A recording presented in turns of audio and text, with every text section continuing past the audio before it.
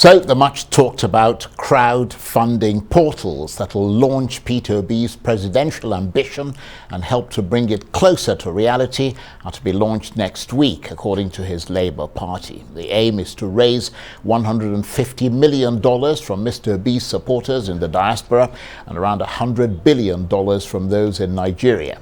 It's thought they'll target small amounts from millions of grassroots supporters to help the Labour Party set up more structures across Nigeria ahead of the 2023 election.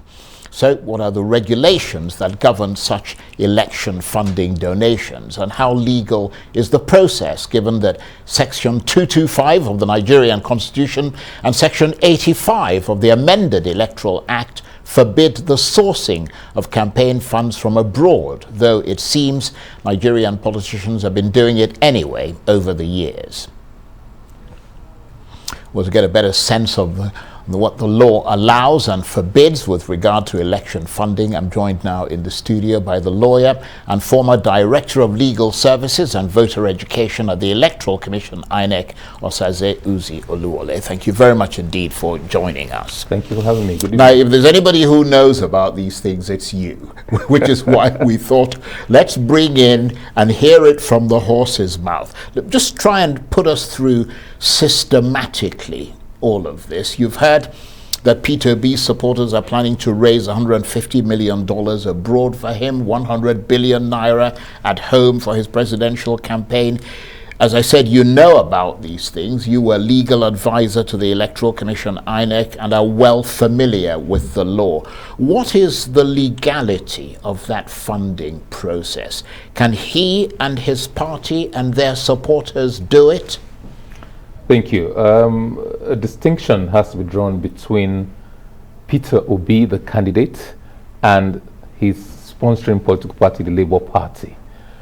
You quoted Section 225 of the Constitution of the Federal Republic of Nigeria, 1999, as amended. And people don't realize that that section has been there right from inception, right from the promulgation of the Constitution in 1999. So this is nothing new, it's not really. New. It's not right. New. That provision has been there. Whether it's been enforced, whether it's been tested, it's a different issue entirely, but it's been there, contrary to what a lot of people believe. Following the promulgation of the Constitution, it requires that any funds brought by any political party from abroad should be handed over to INEC. It specifically forbids political parties from receiving funds from abroad. And that is almost international best practice. In the US, for example, it is forbidden for you to bring any monies from abroad, because the belief is that it should not influence U.S. domestic policies, it should not influence U.S. elections. So you know that our Constitution is modeled along the American line. So that has been there. But curiously, it does not forbid a candidate or an aspirant from receiving or bringing any money from abroad. What the section says specifically is that any political party, it prohibits political parties from bringing money from abroad and sanctions them if they do that. The Electoral Act now sanctions those people if any political party and officers of the party who is complicit in receiving money from abroad. So if Peter Obi is raising money from abroad, or any candidate for that matter, technically speaking, the law does not forbid it, because the Constitution itself says for you to punish anybody for contravening the law, there must be a written law known, published, gazetted by the state. Now, there is no law prohibiting individuals from receiving money from abroad. There is the Constitution, the ground norm, the supreme law of the land, which prohibits political parties from receiving monies from abroad. So that distinction must be drawn. Well, that is very interesting, because what you're saying is that there is a sort of legal dichotomy that between the candidate and the party in terms of raising funds. That's correct. So the candidate can go ahead, and is there a limit on what the candidate can raise abroad? Well, there's no limit to the amount of money a candidate can raise domestically or abroad. So technically, the $150 million is being talked about. I was going to qualify that. Okay. I was going to qualify that.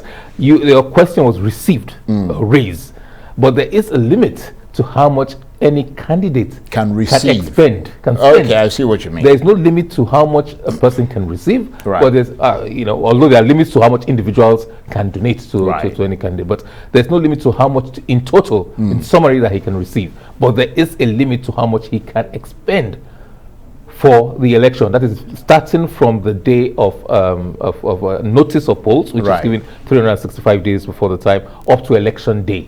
So any money you spend as an aspirant prior to that time doesn't come into reckoning in computation of how much you can spend. But the Electoral Act says this is the period for computing how much you can spend. So once the campaign season begins, basically. Well, yes. If you say, some people think the campaign season begins with campaigns or with primaries, but for our purposes, the campaign season for this purpose begins from the date that notice of election is given by the in this case, September the 28th. No, on the contrary. 365 February, after the election, February. Right, okay. 360 days to the election. Right, okay, 300, right, okay. I just wanted to clarify that point. So, this has always been the law, as you said, since 1999, because I mean, we've seen adverts from various parties in the past calling for people abroad. I mean, it's easily available on the internet to donate, fairly large sums of money. Has it been more a case of implementation and enforcement? Because you're saying that the law has always been there. Yes. And I'm wondering, had you you were the legal sort of person, at INEC. Had you come across that, between that sort of 1999 up to when you left the place? Yes, I was director legal in 2007 up to about 2009. No, we did not really come across that. Recently, I've come across things dating back to 2014 and things like that. Now, there are two issues here. One is proof. One is allegations, and the second one is proof. I saw something on the internet. I've not been able to verify that personally, but political parties, especially asking their UK chapters, their foreign chapters, to raise money and remit, canvassing for people to remit money to particular accounts. Now, the interesting thing is that the law, Constitution itself, 225, says receiving money from abroad, receiving. And I'm aware, I don't know how legal some of those chapters are. I'm aware that most political parties or major political parties have branches abroad. Now, I guess you could raise money and expend it over there in running your affairs over there, but you cannot bring it into the country. So some may argue that that's what they're doing. I don't know. There are lots. There's a lacuna of sorts. There's uncertainty about, and there'd be a question mark about whether or not this is a legally set up entity that is representing that political party abroad. That is yet another issue for contention, indeed. Because as far as I'm aware, we register political parties, INEC registers political parties, puts their constitution. I am not aware of any party constitution that says they have branches outside of the shores of this country. But I'm not blind to the fact that a lot of them come and say we're representing this. But they can legally do that. Well, the law doesn't forbid it, but doesn't not acknowledge it here domestically. But again, you have to deal with the laws of those host countries. And it varies from country to country. Yes, I understand that. But in terms of the qualified legality of raising money abroad, is it legal for an individual or entity abroad to make a donation to people or organizations in Nigeria who are not political parties, and for those people or organizations to then donate that money, some or all of it, to a political party?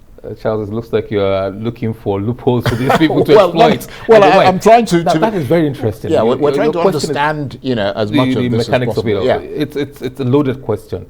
In attempting to answer it, let me just state something up front. I think it's section 221. I don't like quoting sections, but sometimes you do so for people who want to refer. Watching the program will quickly refer, quick reference. Forbids any entity except political parties, any association by whatever name is called, from raising funds, canvassing for votes, or canvassing for candidates of any political party. So only political parties. So all these groups you see, XYZ support organization, they are illegal. Once they go to start canvassing for votes or raising funds, they are unconstitutional, making them illegal. Now, the challenge there is that I don't know why it's been there for and so forth. I've been raising issues about it for a long time. It's illegal, but it's not penalized. Right. There is no provision in the Constitution and the Electoral Act punishing contraventions of that section. So it prohibits it. It's unconstitutional. But it's not enforced, basically. No, not enforcement. You cannot enforce it. Yeah. Because although it prohibits it, it doesn't prescribe a punishment. Okay, I see what you mean. A penalty right. for it. Unlike Section 225, right. which allows the National Assembly to prescribe a penalty and has gone ahead to prescribe a penalty. So if you can prescribe a penalty for Section 225 for receiving money from abroad, why don't you prescribe a penalty for those who contravene 221 who start canvassing for votes? So it's illegal. So Osaze Uzzi campaign organization, or it's wrong. It's illegal. Only, and town unions, that's very common as well. You see town unions, old boys associations and people like that saying, oh, we endorse this, we endorse that. Companies are specifically prohibited. So when you say, in fact, the Electoral Act actually uses that word in one of the sections, says other entity. It's wrong. It's unconstitutional for the Electoral Act, and I thought the lawmakers should know that. You know, it's against the Constitution. The Constitution says only individuals, as it were, and political parties can canvass for votes for people. So your town union, your old students association cannot canvass for votes, and you cannot raise funds. You cannot canvass for funds. You cannot raise funds. You cannot donate funds. But can't you do it by proxy? I mean, if a political party said, okay, because obviously, you know, the political party is made up of a certain number of individuals, and in order to stretch our sort of scope a bit wider, we can then appoint proxy agents to go on our behalf and solicit votes. Well, if you trace the proxy agents and if they are in an association, then, you know, committing a crime by proxy is almost as guilty as the principal party.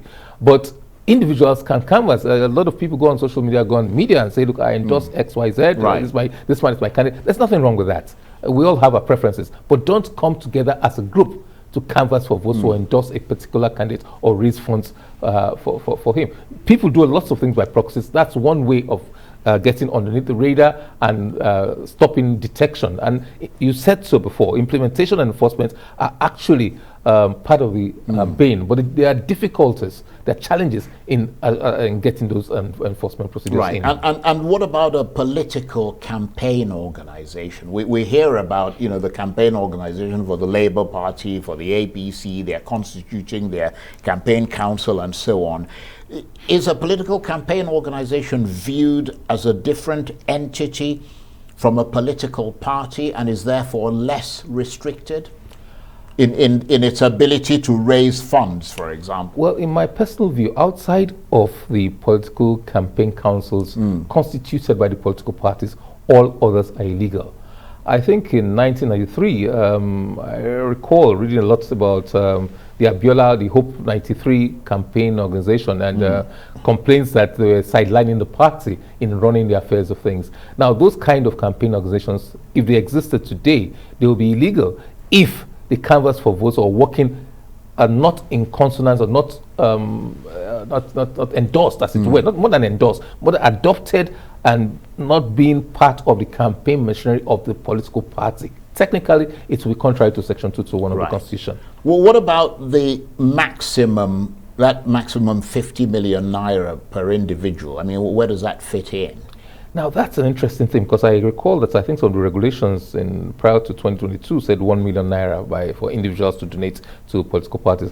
And there seems to be some contradiction. I don't recall immediately now the sections of the Electoral Act, which says in one breath that you can't donate more than the amount fixed for each individual by the commission, or at the same time it says 50 million. But nobody, I think it says anybody donating, first of all, no anonymous donations. You must know who they have come, and you must know them and the source of income. That's what the law says. It's an ideal, laws tend to be idealistic. But it's difficult to enforce. Absolutely, indeed. Especially in a cash society such as ours. But yes, there's a limit. You cannot, no individual can donate more than 50 million to any. But you did refer to instances where people could try to circumvent the law.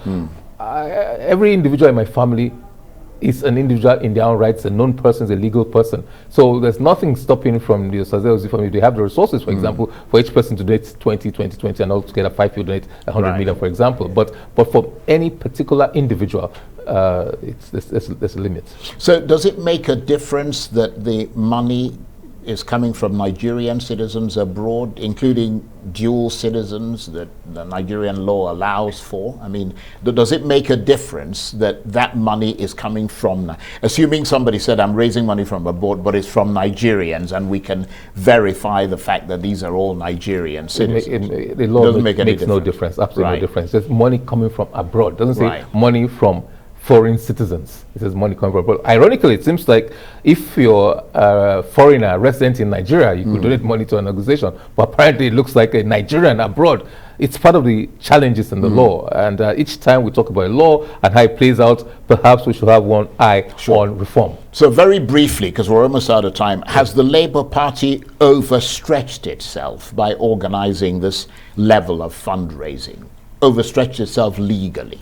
Well, if the party intends to solicit funds from abroad and keep those funds, then it will be illegal. I don't have all the facts, so I don't know what they are really planning to do, but if you do that, then clearly it will be illegal.